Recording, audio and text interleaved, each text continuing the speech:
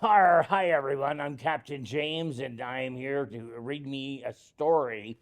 I'll be reading you a story about, pirates. I'm a pirate, and I've come ashore to read a story for you, and I have to put the readers on, okay? Captain James has to use a reader. Sometimes you'll see older people, they got to use readers so they can read the book. Here we go, put the readers on, okay? Today's book, Percy and the Pirates. Pretty amazing. We're doing one about pirates, wouldn't you think? Let's get to the first page. That's always the best place to start, is the first page. Never go to the end, always start at the beginning.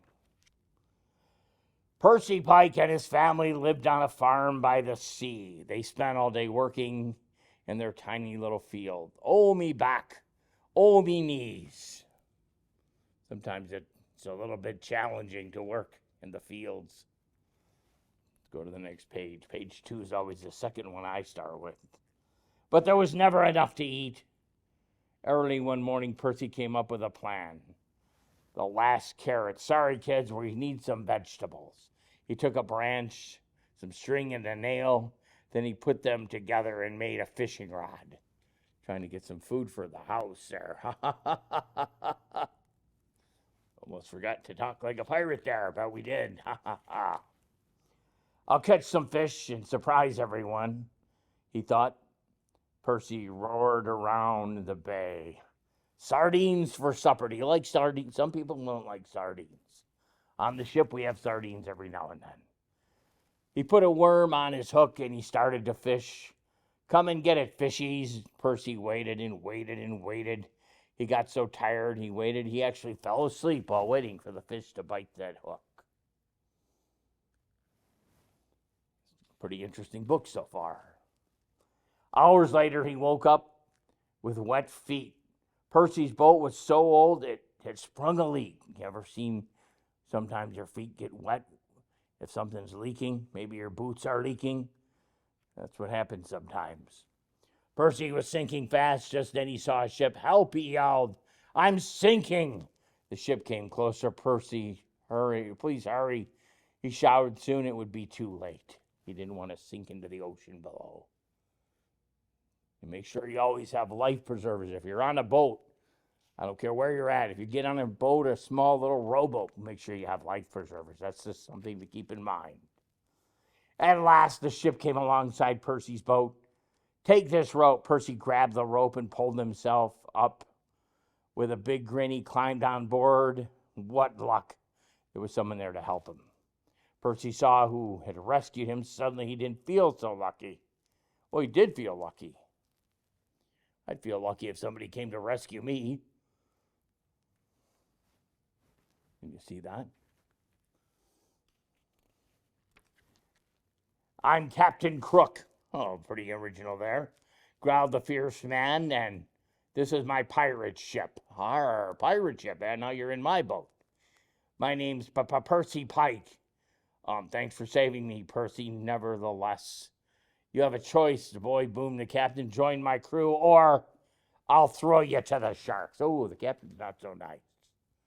We don't want to throw anybody to the sharks, but I think the captain is flexing his muscle. Percy didn't want to be a pirate, but he didn't want to be at the sharks' dinner either. I can understand Percy's plight. Okay, I'll join you. Meet the rest of me crew. It's what he said. He looks like a pirate, don't he? I'm Willie Weevil. They call me Sam Scarvey. And hello, shipmate, I'm Ronnie Rom. We have a few people like that on my ship. Boat's pretty interesting so far, right? Tell Percy the ship's motto, lads below Crookin, the pirates sang, we steal for Crook, 'cause he's the best. And then he put the treasure in his chest. Or else I'll have you walk the plank. The ship sailed out of sea. We'll never see my family again, thought Percy. Captain's being a little strong there against Percy there. Just trying to show him who's boss, I guess. The next day, the pirates spotted a ship called the Crimson Cuttlefish. Ship ahoy! Led the attack. Sam ordered Captain Crook. Sam Scurvy swung across the ship, chased its crew, and brought back 2 bags of shiny coins, or doubloons, we like to call them.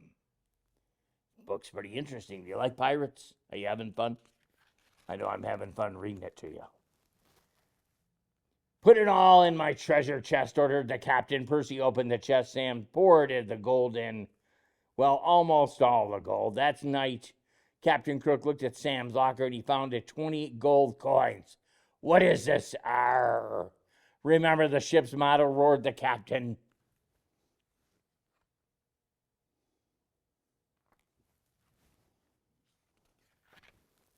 The next day, Crook made Sam scurvy walk the plank. Sam jumped into the sea. Help!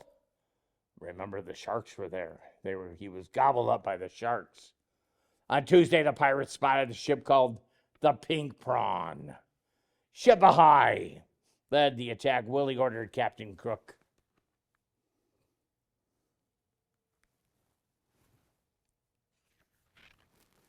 Willie swung across the ship, chased the crew, brought back a bag of sparkling diamonds. Oh, yeah. Put it all in my treasure chest, ordered the captain. Percy opened the chest. Willie poured in all the diamonds. Well, almost all the diamonds. Oh, I forgot to show you the page. Hold on. Let me go back. I want to make sure you see it.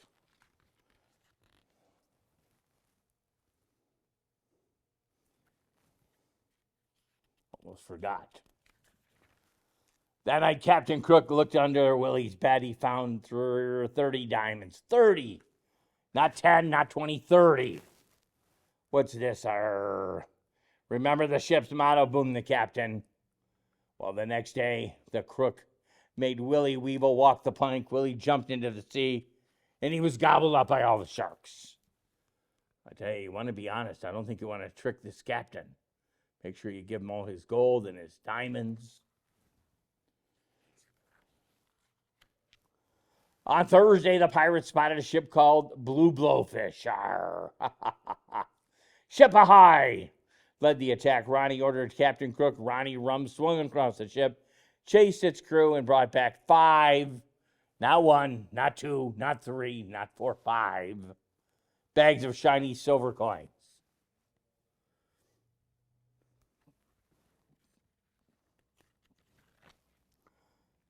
Put all that in my treasure chest, ordered the captain. Percy opened the chest. Ronnie poured all in the silver. Well, almost all. That night, Captain Crook looked at Ronnie's spare boots and he found, guess what? 40 silver coins. Arr, what's this? Remember the ship's motto, roared the captain.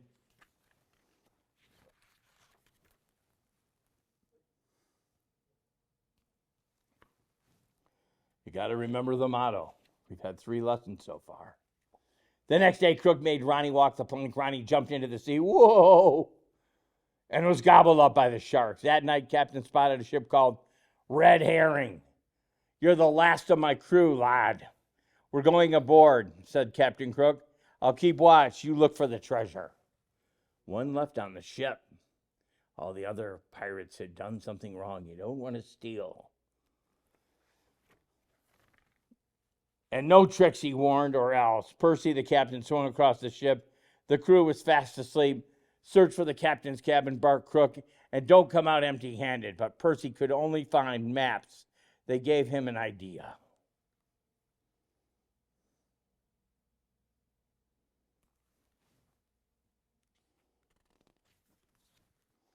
Percy found a map called the Crab Island.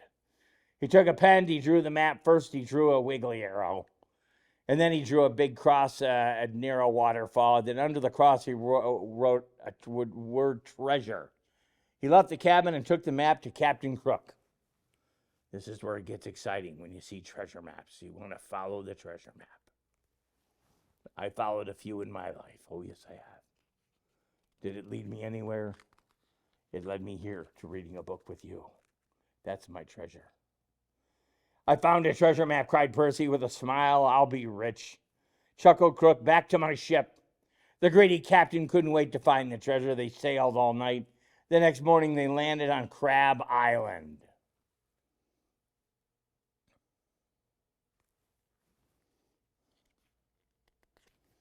This book is pretty good. Then Captain and Percy set off. They followed the wiggly line on the map across the beach, around the lake, between the rocks and over the river until they reached a waterfall. They're following the treasure map. Sometimes you have to follow the map to get the treasure.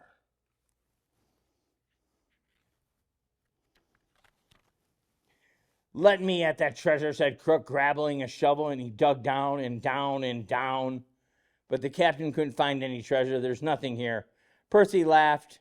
"I made it all up." Percy made up the treasure map.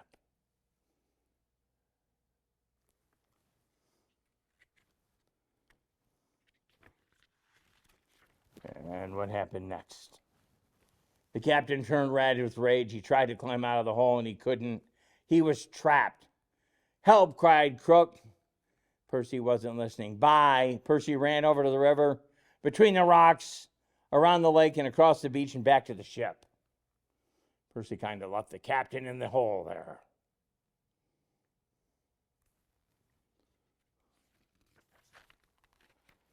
Percy took down the pirate's flag and set sail. 5 days later, he arrived home.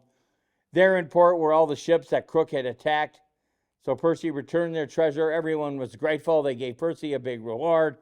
3 cheers for Percy, and Pike family was never hungry again.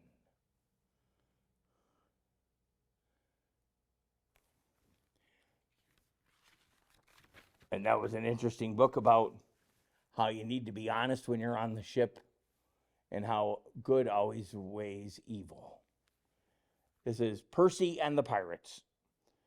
Hope you enjoyed it. We'll be back right here on Read Me a Story. I'm Captain James.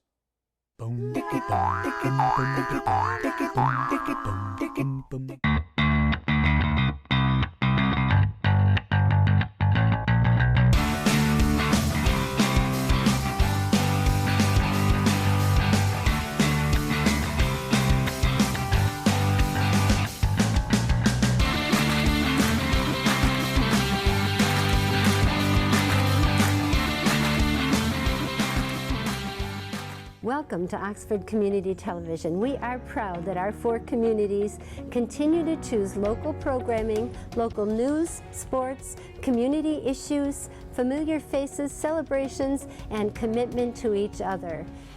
Welcome to Oxford Community Television.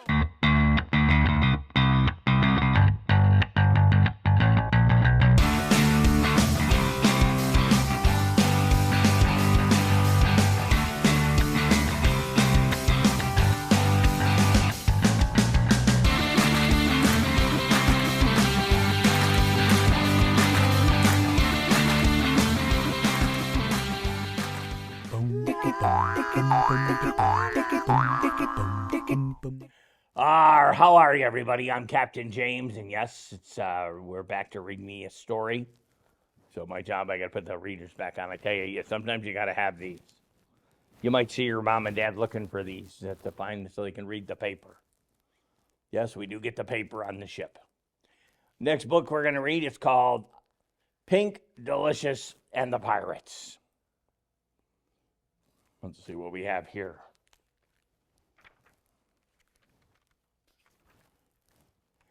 Pink, Delicious, and the Pirates. Saturday morning, a seagull landed on the window sill and a note in its beak. Right here, a note in its beak right there for her. A note was from a friend, Aqua. Aqua is a mermaid. Or Minnie is a miniature mermaid. Dear Pinkalicious and Peter, meet me at the Hidden Cove at 2 p.m. Love and seashells, Aqua. That afternoon, Peter and I went to the cove, brought our beach toys because Aqua loves to play. A mini mermaid. Aqua, I called. I didn't see Aqua anywhere. Well, look at that, said Peter. He pointed out to the ship in the cove, and there were 2 men on deck. They don't look like regular sailors, I said. That's because it's a pirate ship, Peter said.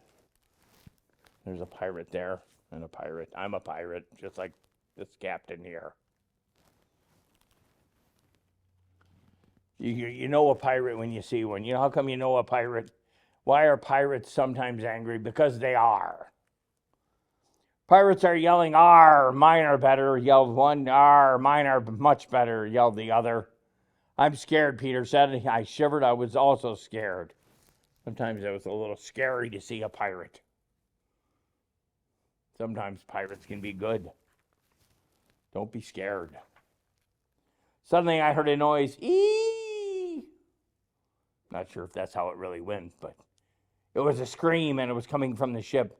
"That sounds like Aqua," I said. "She must have been captured by the evil pirates." "Yikes," said Peter.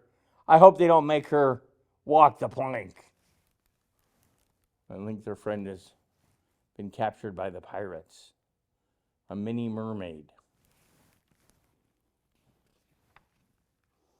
I tried to fly my kite, but the wind was very strong. "Help me," I said, Peter. He held the kite string with me together and ran toward the ship. Suddenly the kite was swept by the wind. "Kites ahoy!" I said. My kite flew into the pirates and tangled them all up, just like I had planned. The kite kind of got them all tangled up in a mess.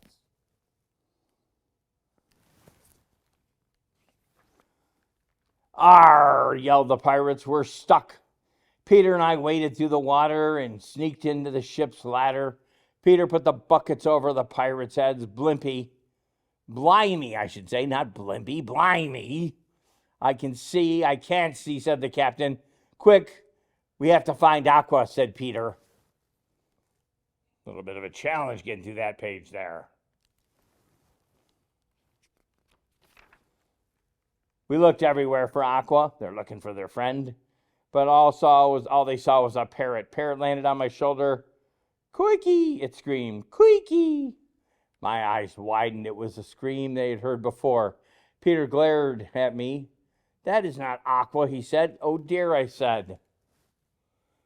Sometimes parrots will mimic other people.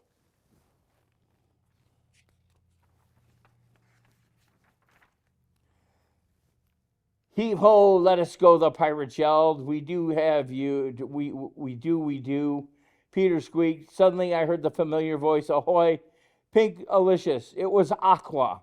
"Sorry I'm late. I've been looking for you too." Aqua called from the ocean. "Did you meet my friend Captain Pinkbeard?" It's all about a lady pirate here, Captain Pinkbeard. "Your friend," I repeated. Oh, blimey," said Peter. Quickly, we set the pirates free. "We're all good pirates," they told us, and we were yelling before I asked Captain Pinkbeard. "The first mate and I were having a disagreement," he said. Sometimes you have a disagreement with your friend and you know in the end it's all going to work out. Sometimes if you just get a popsicle and share it with each other, you can work out. We don't always agree with each other, but we can always respect each other. The captain opened up the treasure chest and the yummy smell came out of it. The chest was filled with cookies. Ooh, cookies. "And the pirates bacon, the best treats in the high seas," said Aqua. "What was your disagreement about?" I asked. "I think our new cookies should have pink sprinkles," said the captain. "Well, I like purple sprinkles," said the first mate. Sometimes maybe you like pink sprinkles and maybe your brother likes blue sprinkles. Maybe your friend likes purple sprinkles, but we all like sprinkles.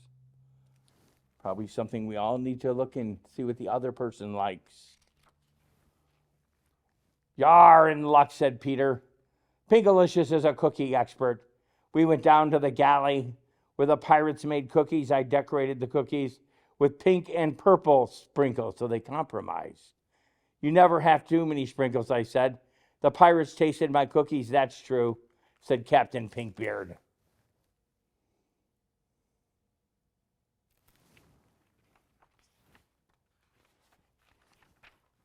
And finally, "Cookies for everyone," said Captain Pinkbeard. "Now your cookies are perfect, just the way they are," I said. And that wraps up this book, Pink Alicious and the Pirates. I'm Captain James. We'll be back with more on Read Me a Story.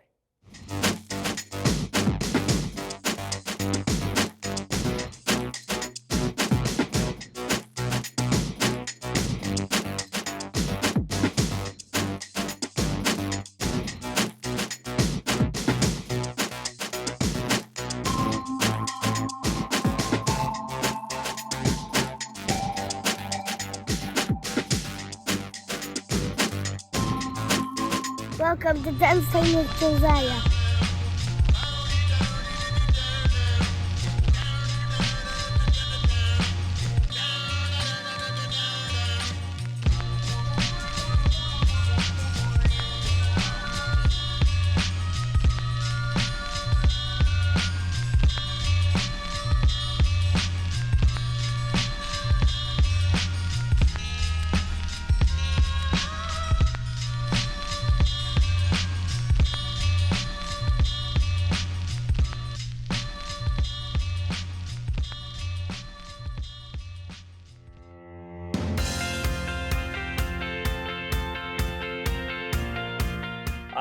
How are you? Welcome back. I'm Captain James. I'm having a great time reading stories to you. I have a new one here. It's called Billy and the Pirates by Nadia Shireen. Let's dive into this one. I'd like to read more often with you. Maybe I can come back. Billy and the Fat Cat were sailing the ocean blue, which was something they liked to do now and then. "We are noble seafaring explorers," cried Billy, "on the hunt for the fun and adventure." They're in a little rowboat there with their fishing poles. You ever go fishing? I always had trouble. I missed a part. Fat Cat wondered when it would be time for a snack. I always like snacks when we're out fishing. The swan and splashed and snoozed and sang and did a little spot fishing. They caught a boot with a very grumpy crab, a mysterious-looking bottle, and a key. "That's strange," said Billy. "Please return the key to Kevin in the Sea of Gloom." When they were out there fishing, they're pulling all sorts of stuff up. They pulled up a bottle. Billy uncorked the bottle and took out the map. "Look, Fat Cat, we're not that far away from to find Kevin and give him the key. Give him his key.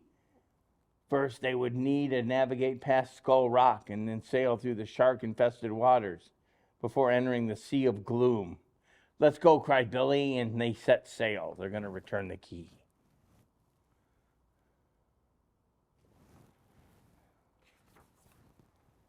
A giant fishing net flew down from the sky. "Ahoy, they're prisoners. My name is Captain Howell. And these are my fearsome shipmates, Quint and Brody. And now you're in the pirate crew, too." "But there were not pirates," said Billy. "We're noble seafaring explorers." They've been adopted on the pirate ship. Sometimes you get asked to do things you don't want to do, and you get adopted into doing them. Well, they just got adopted on the pirate crew. "Oh, really?" said Captain Howell. "Then why do you have a treasure map?" "We're returning this bottle to the rightful owner," said Billy, "so get your paws off the dog breath." But Captain Howell and the other fiendish plans, rifle and nonsense, they must be a key to the treasure chest, and soon it would be mine, all mine. "Crew, let's follow the map and find this glorious riches. Set sail at once." So the pirates took away the map, and they're going to try to find the treasure themselves.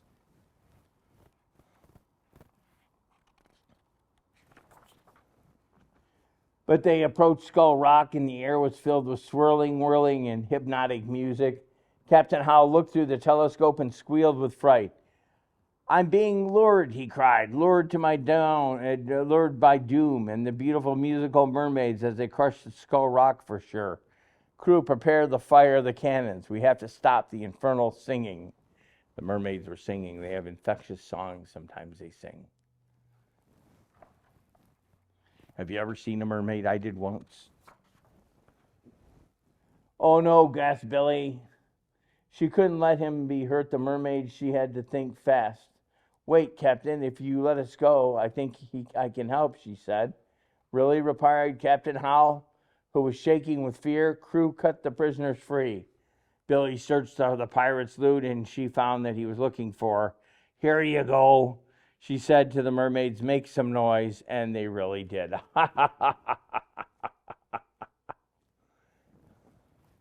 It's turning out to be a real swashbuckling book. "Well, tickle me armpits. I'm being lured no more," said Captain Howell. "I could use a clever first mate like you." Billy thought for a moment. "Fine, I'll help you," she said. But in return you must set us free after we search for the sea of gloom. It's a pirate promise, hooted the captain howl. Once more the pirate ship set sail. They were back out on the ocean. They're out there on the ocean, up and down, up and down. The pirate's life is always on the sea. But soon the air was filled with a snap, snap, snap. Billy grasped the boat, which circled with deadly sharks. They seemed hungry. We're down for, squealed Captain Howe. It's all over. Save me, I mean, save yourselves.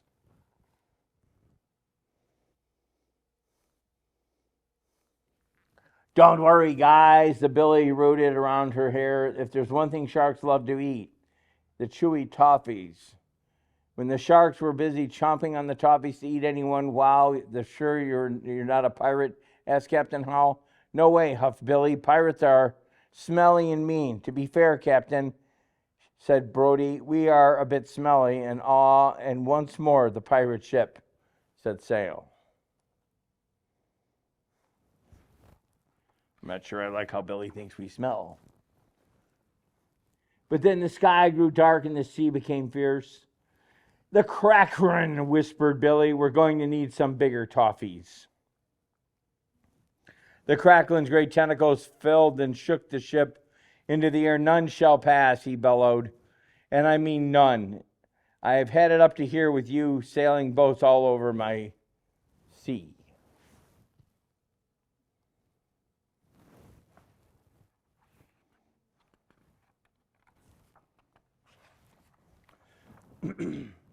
Take then, not me, cried Captain Howe, shoving Quentin Brody along the plank. Billy had to think fast. She climbed up to the crow's nest. Excuse me, is your name Kevin? She bellowed. Why, yes, it is, said Kraken. Then I think I have something that belongs to you, said Billy. Oh, wow, wonderful, squealed Kevin. You found my bottle. Oh, thank you, noble seafarer, thank you.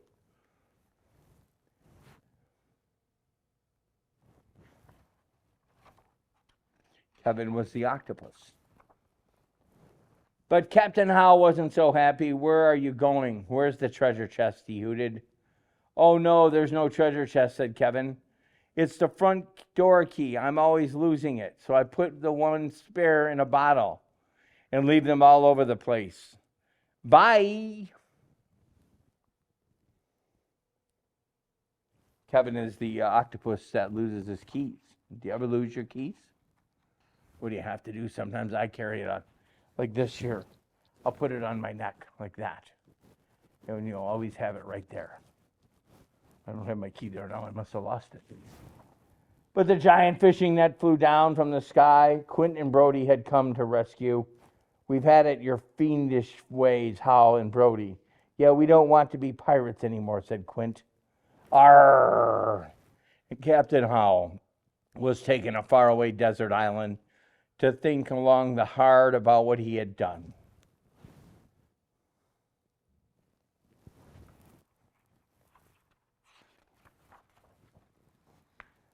And now let us head for the adventure, said Billy. Fat Cat gave a little cough and snack, said Billy. Adventure and snacks. And together they sailed onward into the ocean blue. Their adventure was with a pirate. Once again, that was a good book. Billy and the Pirates. Arr. I'm Captain James, and I've had a great time reading for you. I hope you've had a wonderful time, too. And just remember, every time you walk down a path and you see somebody new, hand them a gold doubloon. A gold doubloon will always make a happy person. Arr, have a good one.